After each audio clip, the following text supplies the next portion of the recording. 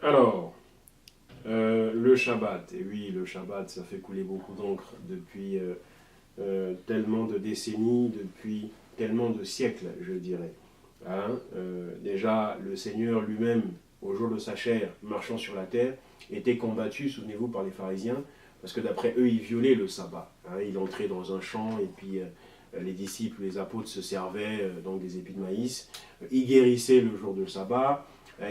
Il faisait dire à un homme, prends ton lit le jour du sabbat, il dit, prends ton lit et marche. Donc un homme portait son lit le jour du sabbat, parce que le Seigneur le lui avait demandé. Et donc tout ça était effectivement, pour les pharisiens, des choses qui leur faisaient dire que le Seigneur violait le sabbat. D'accord, et Paul a eu ce même problème. Hein. On lui a dit, oui, mais toi, tu enseignes à ne pas observer le Shabbat, etc. Il était très combattu, non seulement par les Juifs, mais même par les frères qui avaient cru, c'est-à-dire les Juifs qui entraient dans la foi en Jésus-Christ, dans la foi en Yehoshua Mashiach. Voilà, et là, tout dernièrement, par rapport à nous, par rapport à nos contemporains, dans les siècles derniers, il y a eu le mouvement de notre sœur Ellen White J. Harmon, notre sœur que j'aime beaucoup, Ellen White J. Harmon, qui donc s'appelle les Adventistes du 7e jour.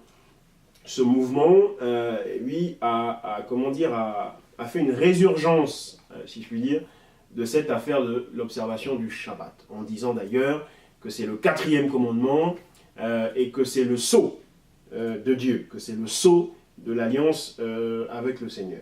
Bon, sans parler de sceau, juste pour dire est-ce que le chrétien doit encore l'observer ou pas. Moi je pense que, tout comme le bien-aimé frère Paul dit, dans Colossiens chapitre 2, au verset 16 là-bas, mais aussi dans plusieurs autres références, notamment aux Galates et à bien d'autres, lorsqu'il dit mais on vous juge encore de ce que vous n'observez pas les fêtes ou de ce que vous les observez, de ce que vous n'observez pas les Shabbats ou de ce que vous les observez, etc. etc. Et puis également dans Romains 14, où il dit si un frère veut différencier les jours, bon, c'est sa foi qui est faible. Si un frère considère les jours tous pareils, c'est sa foi qui est élevée. Parfois ici, comprenez connaissance qui est élevée. Mais que l'un ne sous-estime pas l'autre et que l'autre ne méprise pas l'un. Voyez-vous? Donc, en vérité, il n'y a pas besoin d'observer le Shabbat. Absolument pas. Il n'y a pas besoin.